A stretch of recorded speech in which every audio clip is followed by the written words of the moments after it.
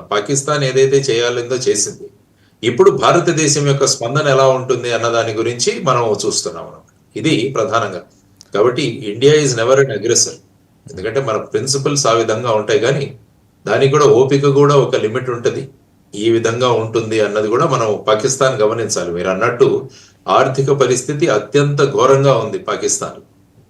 వాళ్ళ ప్రజలకు కనీసం వాళ్ళు మీరు అన్నట్టు తాగడానికి నీళ్లు, పాలు, తర్వాత వచ్చేసి తినడానికి బ్రెడ్, వీటి కోసమే వాళ్ళు తల్లడిల్లిపోతున్నారు.